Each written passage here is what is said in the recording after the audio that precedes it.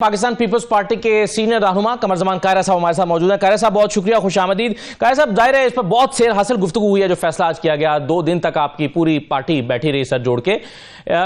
سوال میرا یہ ہے کہ کیا فکر کار فرما تھی یہ فیصلہ کرنے کے پیچھے کہ آپ حکومت میں نہیں بیٹھیں گے، وزارتیں نہیں لیں گے؟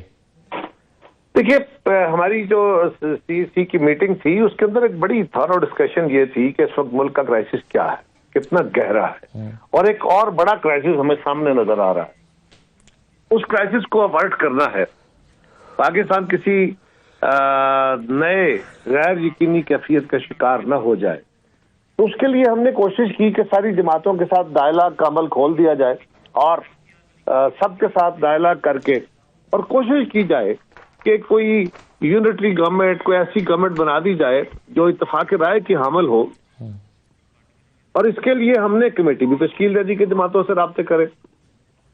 آج صبح خان صاحب کی طرف سے جب یہ اعلان ہو گیا کہ پیپلز پارٹی، مسلم لیگ اور ایم کیو ایم کے ساتھ مذاکرات نہیں ہوں گے، تو اس کے بعد ہمارے پاس کوئی راستہ نہیں رہ گیا ایکسپٹ دس کہ اب ہم ان کے علاوہ میجورٹی گورنمنٹ تو جو بھی اکثریت کی بن سکتی ہے اس کو بنایا جائے۔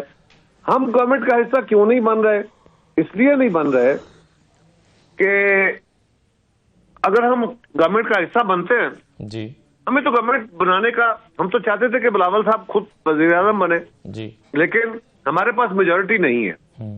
ہم میجورٹی نہ ہونے کی وجہ سے، لوگوں کا مینڈیٹ نہ ہونے کی وجہ سے ایک ڈیموکریٹک فیصلہ ہے کہ ملک کی ضرورت کو سامنے رکھتے ہوئے مسلم لیگ اس بات پہ راضی ہے، وہ حکومت فارم کرتے ہیں، ہم ان کو سپورٹ کریں گے۔ ہمیں جب لوگوں نے مینڈیٹ نہیں دیا تو ہم اس بات کو، لوگوں کی اس رائے کو تسلیم کریں اور گورنمنٹ فارم کریں ان دا نیشنل انٹرسٹ۔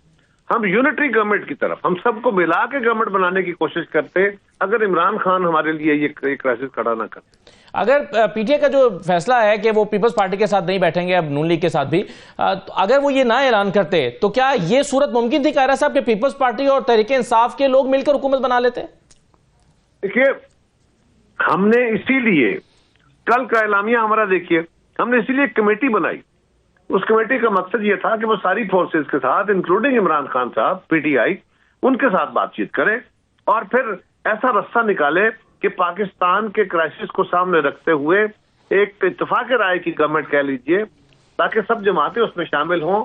اور اس وقت ہم پاکستان کو جن اقتصادی بحرانوں کا مسئلہ ہے، ہم سیاسی طور پہ اتفاق رائے قائم کر کے اسٹیبلٹی لا کے اور ہم معاشی بحران کا بھی مقابلہ کر سکے اتفاق رائے سے فیصلہ کریں۔ انہوں نے وہ رستے ہی بند کر دیے، وہی کام کیا جو ہم مئی میں پیپلز پارٹی نے کوشش کی تھی کہ ہم ڈائلاگ کے ذریعے ڈیڈ لاک کا مسئلہ کا حل نکالے۔ سپریم کورٹ نے اس کے راستے میں رکاوٹ ڈالی، لیکن وہ ڈائلاگ ہوا، وہ ڈائلاگ کنکلوڈ ہونے لگا تھا یہ کسی کرائسس سے بچنے کے لیے۔ اس وقت بھی خان صاحب نے یہی کیا کہ اچانک انہوں نے اپنی ٹیم کو کہا کہ وڈرا کر لیں۔ اب بھی انہوں نے یہی کیا کہ ہم نے ان کے ساتھ ڈائلاگ کرنے کے لیے راستہ کھولا ہے اور وہ انہوں نے وڈرا کر لیا۔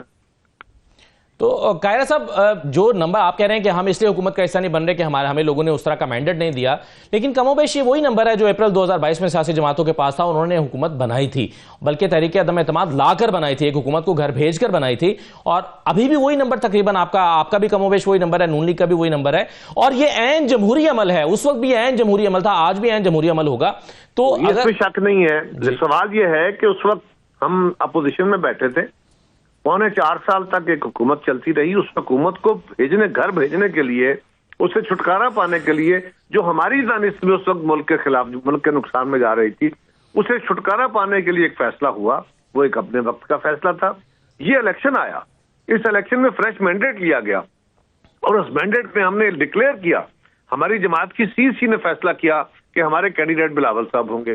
اب اس بنیاد پہ ہم الیکشن میں گئے ہیں، بڑی زوردار کمپین کی ہے، لوگوں نے ہمیں ووٹ نہیں دیا، تو یہ زیادہ اچھا فیصلہ ہے نا کہ آپ لوگوں کے مینڈیٹ کو تسلیم کریں، لیکن جس جماعت کے پاس اکثریت ہے اس کو کہیں ٹھیک ہے آپ گورنمنٹ فارم کریں، ہم آپ کی گورنمنٹ چلائیں گے۔